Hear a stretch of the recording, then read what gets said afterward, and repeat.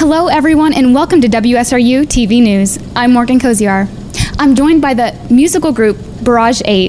Thank you all so much for taking your time to be here. Thank you. Thank you very much. Yeah. Thank you. So if you guys want to just give a brief introduction on who you are, what your name is, how long you've been playing, what part you play in the group. Hi, I'm Dean Marshall. I'm the musical director of Barrage 8 here. Hi, my name is He Yang, and I'm from China. I'm the bass player in the Barrage 8. My name is Davis West. I play the 5-string violin, as of recently actually, which is a combination of the regular string violin and the viola, because I got the low end and the high end too. But I also play piano in the group. That's what I do. Hi, I'm Charlotte, and I play the violin in the group. And I am Catherine, and I play viola in Barrage 8. And how did you all meet? Well, I guess maybe I should answer that, because I put out the word to university professors all across the U.S., and it was basically we were looking for very talented people just freshly out of university, and we were very fortunate to pick these fine musicians, incredible musicians. It was actually a pleasure to deal with them. It's been about a year in formation of this whole thing, and really a lot of thought. Barrage has been in existence since '97, really, and we kind of put it on a hiatus in 2012, and then we decided we'd remount the whole thing. And Barrage before was just with violins, but we decided to do it with the whole string family. We got some violas now, we got some cellos, we got bass in there, and it's really a high energy show with string instruments, basically. So that's the idea. And Barrage 8, where did the name come from? Where did Davis tell us? Well, the barrage part comes from, as you would expect, the definition of barrage, just a whole wall of sound and energy coming at you, right. Just almost to the point where you can't really handle it anymore. But, to just have that consistent barrage of sound. And the 8 part comes from the number of string players that we have in the group. It's basically a string octet. So it basically covers 4 violins, 2 violas, cello, bass, with some variation, because we all play multiple instruments, and we're also backed by a drummer as well, and one of the violinists also plays guitar and mandolin, so we got the whole backup accompaniment part covered as well. How many members in total? 9. 9, actually. Oh, okay. Yeah. And what kind of music do you all play? Do you guys wanna? Sure. So we actually play from such a huge variety of genres in the show. So anything from popular songs you'll hear on the radio, for example, Uptown Funk is one of our songs, to classical works or jazz or pretty much anything. It's a really variety show, and it's really fun. And what do you all enjoy about performing? Ooh. I personally enjoy being able to see who we inspire after the concerts, especially young kids, young musicians, being able to see how excited they are about music once they've seen the concert. So that's personally my favorite part about it. One of my favorite things about performing is actually seeing how each show deviates just slightly, like even between the size of the stage to the lighting to the sound, every stage is just a little bit different, and every performance is also just a little bit different. And going along Murphy's law that wherever something could go wrong, it will go wrong. There's always something every night that I wouldn't say it goes wrong, but it's something that we need to adjust to, because maybe the stage isn't the right size that we're used to, so we bump into each other and then we laugh it off and the crowd thinks it's hilarious and that it was intentional or something like that. So it's that kind of, I think, adjusting to little mistakes is one of my favorite things in performing every night. Yeah, I think. Actually, maybe I could add one thing on to what you just said. I really like performing in a group like this. We're all friends, and it's fun to just on the stage make each other laugh, or like just have fun with it. And if you're just performing alone, it's not the same kind of feeling, and you feed off the audience, but it's really fun to feed off each other on stage. It's probably one of my favorite So you definitely parts. have to go with the flow. Mm-hmm. Expect Totally. the unexpected. And how long have you each been individually playing your instruments? I know you said you play multiple instruments, but... Sure. I guess 18 years for viola, and I started piano at about 4. Well, actually, I started piano and violin at the same time, and I was around 5 years old, and I'm 25 now, so 20 years. I've been playing violin for about 15 years or so, 14, 15 years. Piano for a little bit longer than that. Yeah, I started the bass when I was 8, and I studied like 3 months of piano before that, but later on I realized I don't have the talent in piano. Yeah, so I changed it to double bass like right after that. Yeah. How long are you guys on tour? We start rehearsals and everything in Quebec in September last year, September 2015, and we stayed in the nicest like cabin next to the lake for a month, and we just like practice every day and rehearse, and yeah, and after that we started our tour life, and it has been like 5 months now. July. Yeah. Started in the Netherlands. Oh. That's where we started touring. Yeah. It's amazing. We've been all over the place, all over Europe and Belgium, Germany, and So you're on tour for, days on end, month after month. What is one of the challenges that you face? Well, as being together for a long time, we really get to know each other intimately.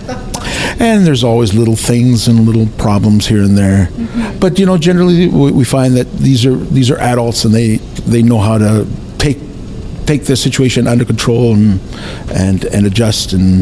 But it's definitely, we need our breaks. We have breaks too, and we schedule them every once in a while here, so.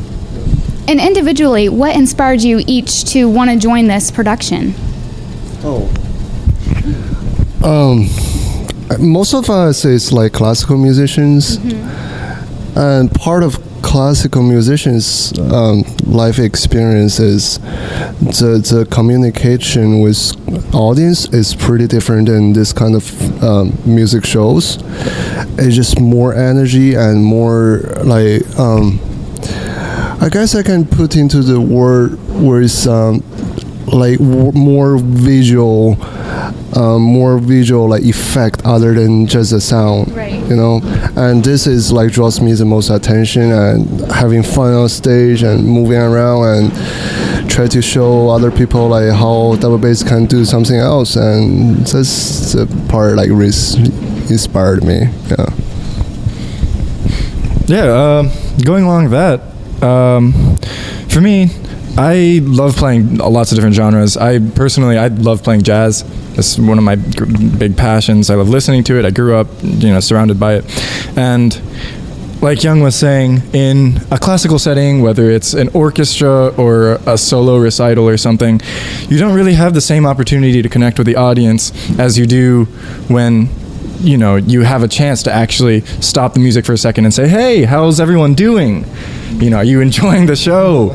Or, there's so many different styles that are happening too, such that, maybe you're not a fan of one song that you're listening to, but then 10 seconds later, your favorite song's coming on. And so that kind of crossover of genre and sort of presenting to the public the possibilities of string instruments, showing them that we're not just limited to classical music.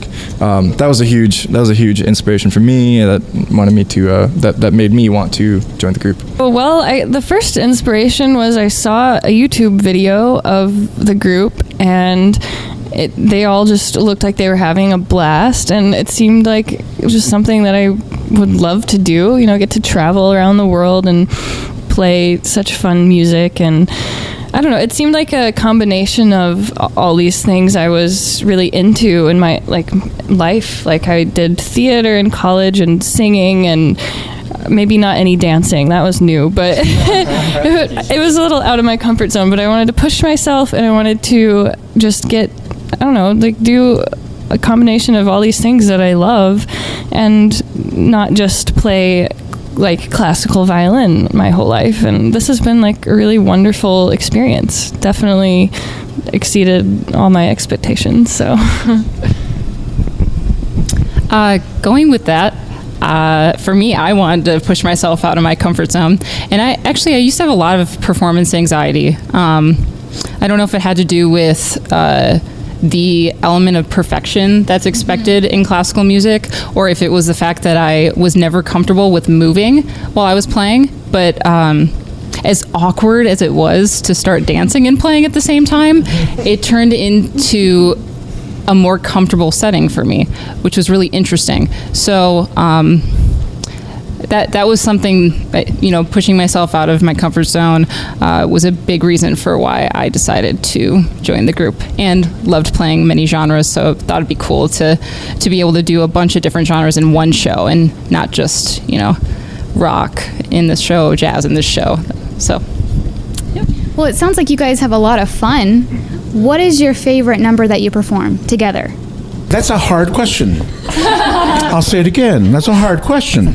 Because, if somebody came up to you and said, what kind of music do you like? Tell me your favorite music. And you'd go, well, in the mornings I kind of like this music. And in the evenings, I like partying to this music. I feel good about it. So it's kind of like, depends what time of day you ask.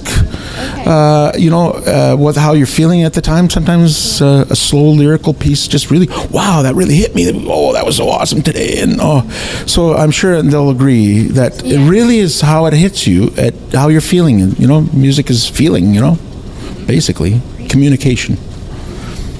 For me, I think I just prefer like whatever the audience reflects the most. Like sometimes the audience prefer like Uptown Funk ones, and they like give us a huge energy, like, and we can like just like, it's just for me that's always the huge excitement in the show.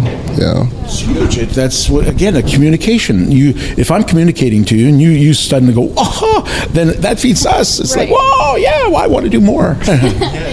Want to do more.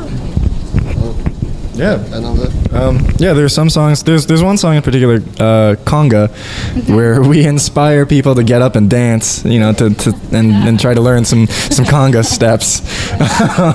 And needless to say, not everyone does all the time, but a lot of times they do. And there's even other songs later on in the show where we don't encourage the standing, at least verbally. We do musically. We try to encourage everyone to get up, but we don't outright say, all right, it's time for you to get up. Right. But they still do anyways. And that kind of energy is, like Young was saying, that's really what we feed off of, the positive energy that that the crowd volunteers, that we don't have to like fish it out of them. Barrage has been around for a long time, and now this Barrage 8 concept is going strong, and we've been around playing we do a lot of educational outreach and get into high schools and middle schools, and really it's really coming from that focus. All the directors were music educators, and our biggest passion is to get people up and excited about string music. And I hope if you're ever in the area, come out. You'll definitely have some fun, and it's really awesome. And that's all I have to say. Thanks. Well, what if the audience wants to hear more? Where can we find you? You can go to barrage8.com. Lovely. Yeah. YouTube. Awesome. YouTube. Where else can we find? Facebook. Facebook? Instagram. Yes. Great. All over the place. Yeah. And we have started selling CDs at our Yes, shows, there are some CDs available. Wonderful. Absolutely. We're just starting. Beautiful. Well, thank you all so much for taking the time to talk to us today. Thank you very much. Yeah. It's a real pleasure. And thanks for watching on WSRU-TV News.